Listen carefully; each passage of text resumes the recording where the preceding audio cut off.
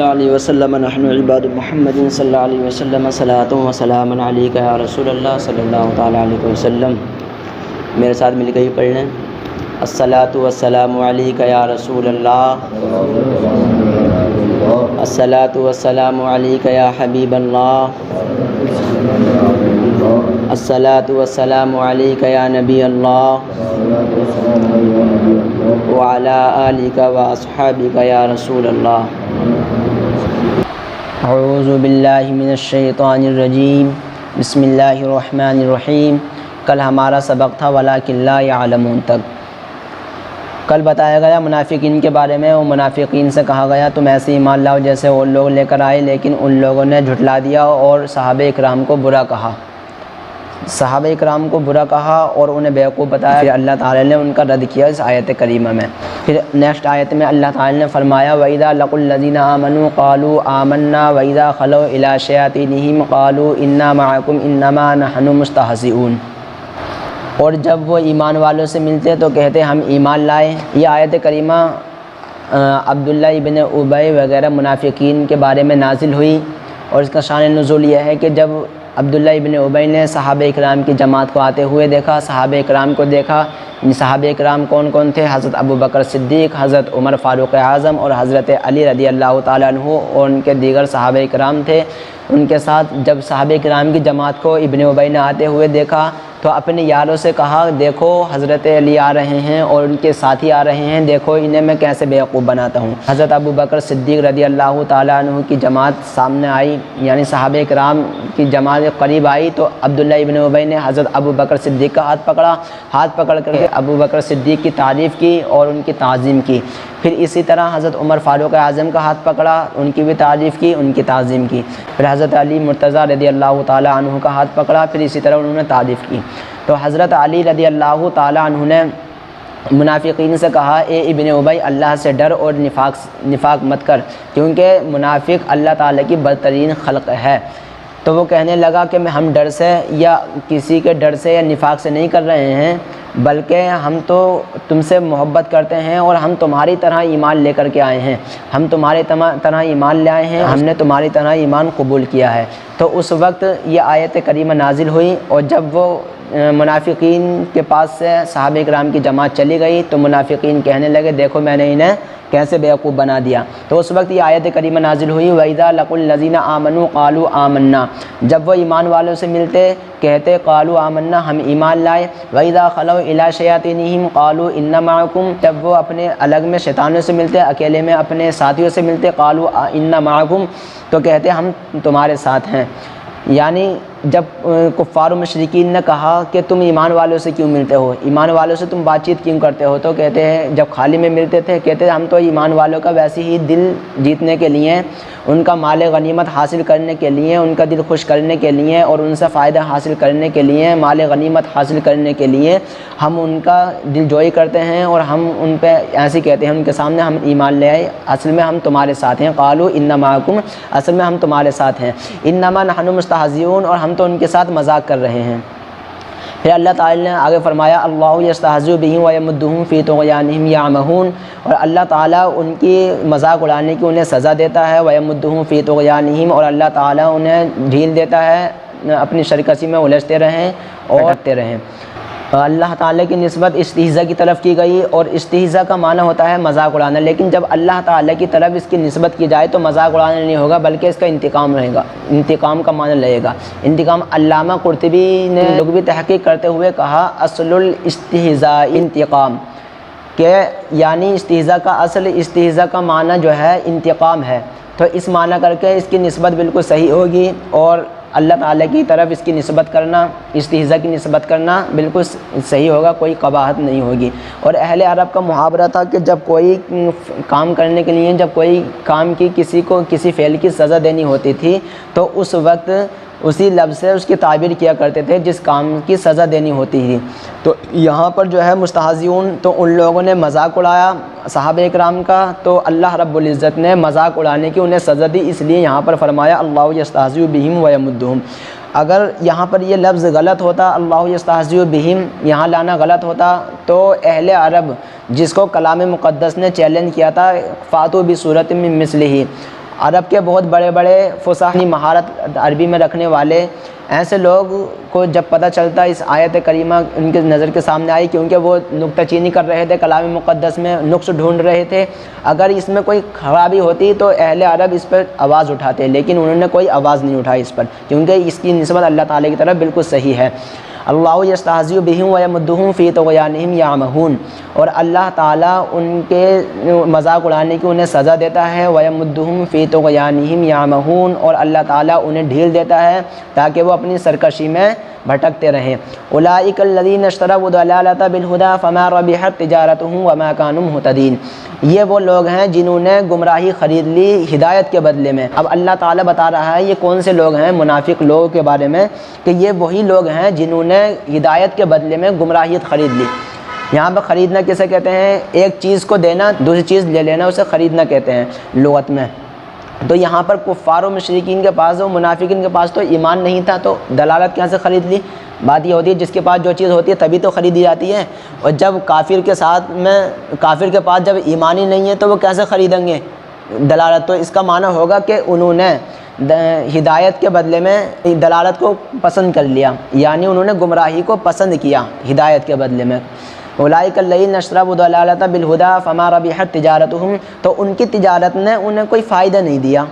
جو یہ تجارت کر رہے تھے یہ لوگ منافق لوگ، جب ایمان والوں کے پاس جاتے تھے کہتے تھے ہم ایمان لائے، اور جب کافروں کے پاس جاتے تھے کہتے ہم ایمان لے کر آئے، ہم ایمان نہیں لے کر آئے، ہم تو ویسی مذاق کر رہے تھے ایمان والوں سے، اور ہم تو ویسی فائدہ حاصل کر رہے ہیں ان سے، یعنی مال غنیمت ملتا تھا انہیں، مال غنیمت حاصل کرنے کے لیے، ان سے فائدہ نفع حاصل کرنے کے لیے، ان کی دل جوئی کرنے کے لیے ان سے وہ ملتے تھے۔ تو اس کو ان کی تجارت نے، جو وہ تجارت کر رہے تھے کافروں سے اور مسلمانوں سے، جو وہ تجارت کر رہے تھے یعنی ان سے جو مال لے رہے تھے، وہ تجارت نے ان کی کوئی فائدہ نہیں دیا۔ فما ربحت تجارتہم وما کانوا مہتدین، اور انہیں کوئی ہدایت نہیں ملی، وہ ایسے بھٹکتے رہے، انہیں کوئی ہدایت نہیں ملی۔ ہدایت کب ملتی انہیں؟ جب وہ صحیح طریقے سے اپنا دل صاف کرتے، منافقت سے توبہ کر لیتے تو انہیں ہدایت مل جاتی، اور پھر ان کی تجارت نے بھی انہیں کوئی فائدہ نہیں دیا۔ اولئک الذین اشتروا الضلالۃ بالہدی فما ربحت تجارتہم وما کانوا مہتدین۔ پھر آگے اللہ تعالیٰ نے ان منافقین کی مثال دی، فرمایا مثلهم كمثل الذي استوقد نارا فلما اضاءت ما حوله ذهب الله بنورهم وتركهم في ظلمات لا يبصرون،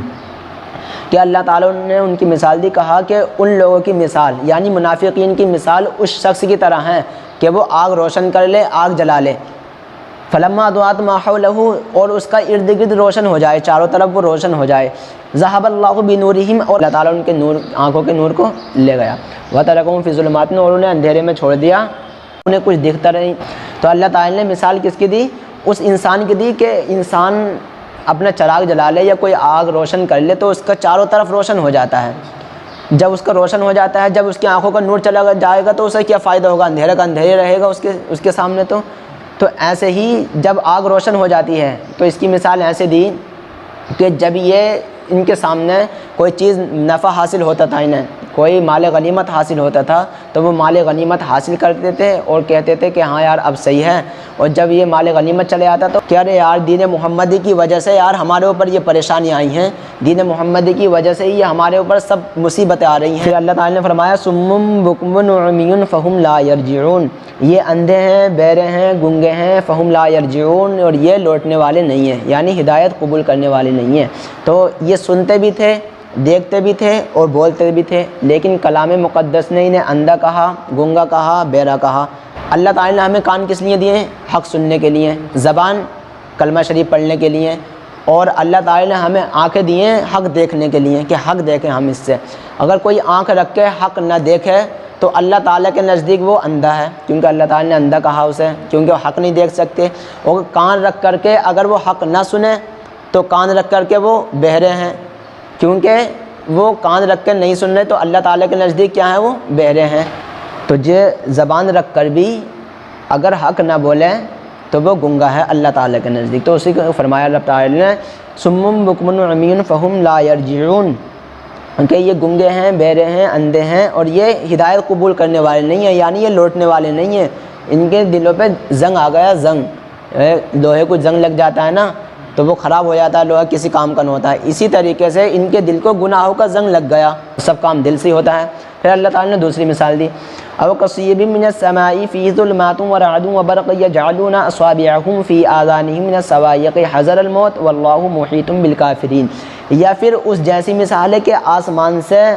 بارش ہو، آسمان سے بارش نازل ہونے لگے، بارش اترنے لگے، فی ظلمات، اس میں بہت اندھیرا ہو، بارش میں جیسے بادل آتا ہے تو کتنا اندھیرا ہوتا ہے نا، ہوتا کبھی کبھی بہت اندھیرا ہو جاتا ہے، کہ ایسی بارش کی طرح ہے وہ کہ آسمان سے بارش ہو اور اس میں اندھیرا ہو جائے، کبھی کبھی دن میں اندھیرا ہو جاتا ہے، بارش ایسی آتی ہے وہ، ورعد و برق، اور اس میں بجلیاں ہوں، کڑک ہو، تو بجلی بھی ہوتی ہے کڑک بھی، جب کڑک ہوتی ہے بادل میں، جب بجلی چمکتی ہے تو ہمارا دل بالکل دہل جاتا ہے، اس طریقے سے جب ہوتا ہے، تو جب کسی کے پاس میں بجلی گرتی ہے اور جب اٹھ کے جاتی ہے تو کیسا ہو جاتا ہے، دل دھڑ جاتا ہے، بالکل کانپ جاتا ہے دل، تو اس میں تو اور زیادہ دھڑک تھی اس بجلی میں جب ان کے زمانے میں آئی تھی۔ تو یہ ان لوگوں کی مثال دیا اللہ تعالیٰ نے کہ مدینے سے دو منافق نکل رہے تھے، دو منافق نکلے اور انہیں بارش نے آ لیا بیچ میں، جنگل میں پہنچے، وہ آدھے راستے پہ پہنچے تھے تو بارش آ گئی بہت تیز کی، یہی بارش آ گئی جس کا ذکر ہے قرآن شریف میں، کون سی بارش کہ اندھیرا بھی تھا، اس میں بجلی بھی تھی اور کڑک بھی تھی، بہت زیادہ کڑک تھی، یہ بارش آ گئی تو وہ ڈر رہے تھے، جب بجلی کڑکتی تھی تو کیا کرتے تھے، یہ چلنے لگتے تھے، اندھیرا ہوتا تھا، جب بجلی چمکتی تھی اجالا ہو جاتا تھا تو اس کے اجالے میں چلنا شروع کر دیتے تھے اور ڈرتے تھے اور اپنے کانوں میں انگلیاں ڈالتے تھے جب بجلی کڑکتی تھی، کہ ارے اس طریقے سے اصابعہم فی آذانہم، اپنے کانوں میں بجلی کی کڑک کے ڈر سے کانوں میں انگلیاں ڈالتے تھے، کہیں ہمارے کان اس سے پھٹ نہ جائیں، اتنی خطرناک تھی وہ۔ اللہ تعالیٰ سے دعا کرنے لگے، یا اللہ ہمیں معاف فرما دے، اور اب صبح ہو جائے گی، خیر کے ساتھ ہم صبح حاصل کر لیں گے اور پھر ہم محمد الرسول اللہ صلی اللہ علیہ وسلم کے پاس جائیں گے، پھر ہم سچے دل سے مومن ہو جائیں گے۔ پھر جیسے صبح ہوئی تو وہ جو منافق تھے حضور صلی اللہ علیہ وسلم کی بارگاہ میں گئے اور جا کر کے وہاں پہ دو منافقوں نے ایمان قبول کر لیا۔ جب ایمان قبول کیا انہوں نے تو اس کی مثال اللہ تعالیٰ نے دی ہے۔ تو یہ لوگ کیسے تھے، منافق لوگ کیسے تھے، او کصیب من السماء، یہ ان لوگوں کی طرح تھے جنہیں راستے میں بارش نہ آ لیا تھا، جب بارش ہوتی تھی اور اندھیرا ہوتا تو رک جاتے تھے، کھڑے رہتے تھے، ایسے ہی ان کی مثال ہے۔ یعنی جب انہیں مال ملتا تھا، انہیں منافقوں کو جب مال ملتا تھا، کوئی مال غنیمت حاصل لگتا تھا مسلمانوں کی طرف سے تو کہتے تھے ارے اسلام بہت اچھا ہے، ہاں دین ہمارا بہت اچھا ہے، تو وہ چلتے رہتے تھے اس میں، جیسے بجلی چمک رہی تھی اندھیرے میں وہ چلتے رہتے تھے، ایسے ہی سیدھے چلتے رہے جب انہیں مال ملتا رہا، جیسے مال ختم ہو گیا کہ ارے یار دین محمدی کی وجہ سے یار ہمارے اوپر یہ پریشانیاں آئی ہیں، دین محمدی کی وجہ سے یہ ہمارے اوپر سب مصیبتیں آ رہی ہیں، اب کیا کیا جائے۔ تو یہ ان لوگوں کی طرح ہیں جب بجلی چمک کے ختم ہو جاتی تھی، اندھیرا ہو جاتا تھا، ایک ہی جگہ کھڑے رہتے تھے، وہ ایک ہی جگہ کھڑے رہتے تھے۔ اور دوسری مثال کانوں میں جو انگلیاں ڈالتے تھے وہ بجلی کی کڑک سے، ان کی مثال ایسے دی ہے کہ جب یہ لوگ منافق لوگ ہمارے آقا علیہ الصلاۃ والسلام کی محفل میں بیٹھے ہوئے ہوتے تھے اور ان کی محفل میں بیٹھے ہوئے ہوتے تھے، اپنی کانوں میں انگلی ڈال لیتے تھے یہ لوگ کہ کہیں حضور صلی اللہ علیہ وسلم کی بات ہمارے دل پہ اثر نہ کر دے کوئی بات، اس لیے وہ ان کی طرح انگلی ڈال لیتے تھے جیسے وہ جنگل میں ڈال رہے تھے اپنی بجلی کی کڑک کی وجہ سے۔ تو اللہ تعالیٰ نے ان لوگوں کی مثال دی ہے۔ او کصیب من السماء فیہ ظلمات ورعد وبرق یجعلون اصابعهم فی آذانہم من الصواعق حذر الموت واللہ محیط بالکافرین، یا پھر اس جیسی مثال ہے کہ آسمان سے بارش نازل ہو اور اس میں بہت زیادہ اندھیرا ہو، ورعد وبرق کڑک ہو، بجلی ہو، یجعلون اصابعهم فی آذانہم، اور اپنے کانوں میں انگلیاں ٹھوس رہے ہیں وہ اپنے بجلی کی کڑک کی وجہ سے، من الصواعق حذر الموت، موت کے ڈر سے، بجلی کی وجہ سے، موت کے ڈر سے، کہیں ہم من نہ جائیں، ہمارے کان نہ پھٹ نہ جائیں۔ اور ایسے ہی منافق لوگ اپنے کانوں میں انگلیاں ٹھوس رہے تھے کہ کہیں حضور صلی اللہ علیہ وسلم کی بات ہمارے دل میں اثر نہ کر دے، ہم من نہ جائیں اس سے، وہ یہ ڈر رہے تھے۔ تو اللہ تعالیٰ نے اس کی مثال دی، واللہ محیط بالکافرین، اور اللہ تعالیٰ پورے کافروں کو گھیرے ہوئے ہے۔ یہاں سے انشاءاللہ یعوذ برکو یختفوا ابصارہم سے انشاءاللہ کل بیان ہوگا اور کل اس کی تفسیر ہوگی۔ اللہ تعالیٰ کی بارگاہ میں دعا ہے کہ اللہ تعالیٰ ہم سب کو اس پر عمل کرنے کی توفیق عطا فرمائے۔ یا اللہ یا رحمان یا رحیم یا پاک پروردگار عالم، ہم سب نے کلام مقدس کی تفسیر کو پڑھا اور سنا، یا اللہ اس میں جو خامی ہو گئی اپنے فضل سے معاف فرما، یا پاک پروردگار عالم اس کو معاف فرما کر اپنی بارگاہ میں قبول فرما، یا اللہ صحیح معنی میں ہمیں کلام مقدس کی تلاوت کرنے کی توفیق عطا فرما، یا اللہ کلام مقدس کی برکت سے ہم سب کے گناہوں کو معاف فرما، یا اللہ کلام مقدس کی برکت سے یہاں سے اٹھنے سے پہلے ہم سب کی مغفرت فرما، ہم سب کی دعاؤں کو قبول فرما، یا اللہ ہم سب میں جو بیمار ہے سب کو شفاء کاملہ عاجلہ عطا فرما۔ یا پاک پروردگار عالم تمام مسلمان بھائیوں کو تمام بیماریوں سے محفوظ فرما، دنیا میں ہر آفت سے بچانا مولا، عقبہ میں نہ کچھ رنج دکھانا مولا، بیٹھے جو در پاک کے پیغمبر کے حضور ایمان پر اس وقت اٹھانا مولا، جد میں واپسی ہو یا اللہ لبہ لا الہ الا اللہ محمد رسول۔ 15 منٹ کا کلپ سننے کے لیے شکریہ۔ اگر آپ ہمارے چینل پر نئے ہیں اور آپ کو یہ آڈیو اچھی لگی ہو تو پلیز سبسکرائب کریں اور بیل کا آئیکن بھی پریس کریں تاکہ ہمارا ہر آنے والا نوٹیفیکیشن آپ کو ملتا رہے۔ دعاؤں میں یاد رکھنا، شکریہ۔